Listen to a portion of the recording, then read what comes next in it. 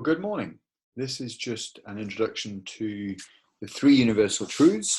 There's a more extensive video than I put up that you can watch to explain it, but I just want to talk through the tasks in the assignment.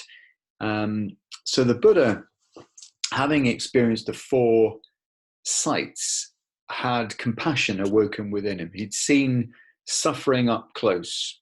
If we're led to believe the biographical story, he'd been isolated until he was 29 in these three palaces for each of the different seasons. And then when he came out and he saw an old man, a sick man, a corpse, and a holy man, it came as a total shock to him that he would die, that suffering was universal and inescapable. And his father had sheltered him from this, and he felt some sense of betrayal by his father and was to leave the palace in what's called the Great Renunciation and take up the life of a holy man, a wandering sadhu or ascetic, someone who kind of denies themselves all pleasures. He went from one extreme of luxury in the palace to the other extreme of complete self-denial, only eating the seeds that blew into his lap. So he basically became quite emaciated. He could feel his backbone through his stomach. And he began in his meditation to uncover these three universal truths that are very perceptive, really, about life. The first one is anicca or anicca, can be pronounced in different ways. I think it's from the Pali originally. Pali and Sanskrit are the two languages that Buddhism typically has its set texts written in. And anicca or anicca is about impermanence. Everything is constantly changing and in flux. Nothing is permanent. You can never hold on to anything for certain, and therefore it should teach you to hold things lightly, not to, be heartbroken if things go wrong. You know, the other day I sent a pottery sort of clay thing that I'd made to someone in the post, and it broke. And these things happen. You know, you've got to kind of accept that things are impermanent, rather than to try and wrestle with nature and believe that things are permanent. To have a realistic outlook is helpful.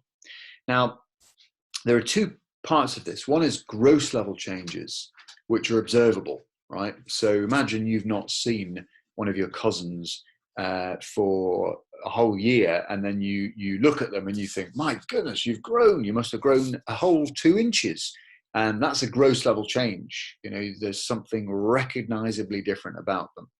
But then there are momentary changes that we don't detect. You don't consciously wake up every morning and think, I've grown, I'm bigger than I am. But if you look over the years, you will be gaining your inches. I don't know if you've got a chart at home to sort of see if you've gone up in inches, or you compare yourself to your parents. But those are momentary changes, things that happen gradually. Things like our fingernails grow or our hair grows.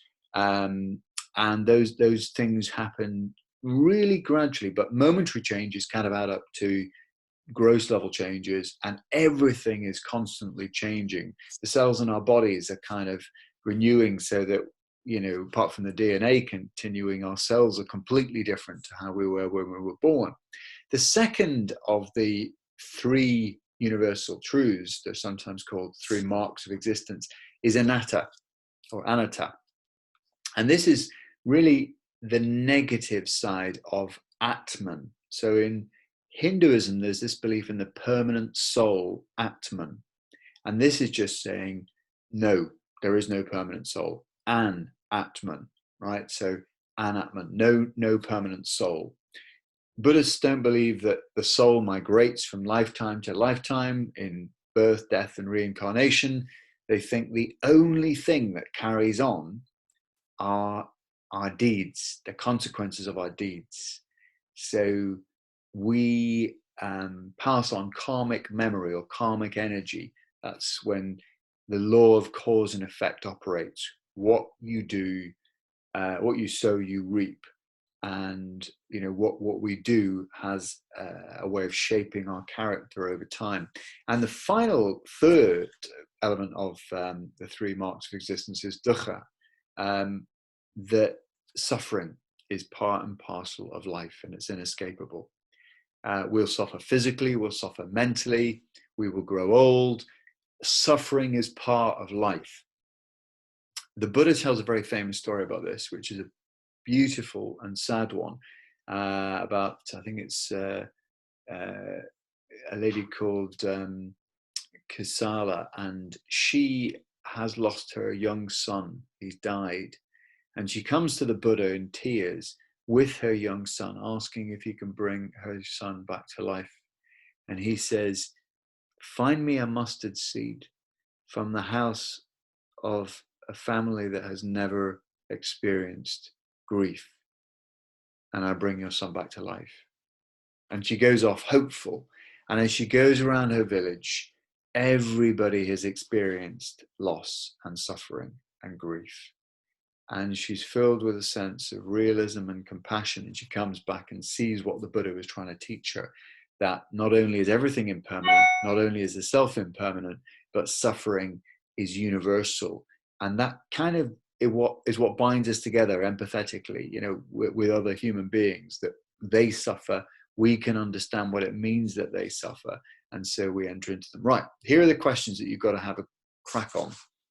10 things that have changed since you entered this room. We were thinking about a classroom. You think about 10 things that have changed since you've woken up this morning, right? Maybe you've brushed your teeth, had your breakfast, taken some breath. Maybe the moment that, what are they called, not gross changes, but the momentary changes of your fingernails have grown. Maybe you have moved around the house. Maybe other things have moved around the house, if you've got a cat or a dog or whatever. Identify one change which is a gross level change, and one that's a momentary change. So gross level change would be something like the whole country is in lockdown. It wasn't just a month ago, maybe more than a month ago now, but that's a gross level change. And has anything stayed permanent? You could say the sun has always risen since I've been born. So that would, as far as your life is concerned, be permanent. Do you agree that change is a fact of life? Okay, so you could say, I think it'd be hard to say anything other than yes, but you should say why. Create a table with 2 columns, me when I was 5 and me now. Now, if you want to be creative, you could take a camera picture of you when you were 5 and take a picture of you now and do a contrast between the two. Do you think you're the same person as when you were 5? Do you think Buddhists agree that there's no permanent self? Why might suffering result from there being no permanent self and everything being impermanent? Well, if you are hoping that the future will always resemble the past, that nothing will change, then you're going to be unhappy in life, because change is the constant. Change is going to happen. And being realistic about that, accepting change, being part of change, is going to make for a happier life. And do you think recognizing these things as facts will help a person cope with them? Yes, I think in coming to terms with change, realism is really important. People often talk about stages that people go through in grief, and one of them is kind of acceptance, the final one, letting go, accepting that this huge and painful change in life has occurred, and not moving on, not forgetting, but letting go in a sense, or accepting what has happened. Do you think 3 universal truths are facts? Are they better described as beliefs? I think the Buddha's quite astute in his diagnosis. You might not agree with Buddhism, but his diagnosis of what's going on, that everything's impermanent, that the self is impermanent, and that suffering is universal. I think those are 3 very central insights that any human being does well to have in life.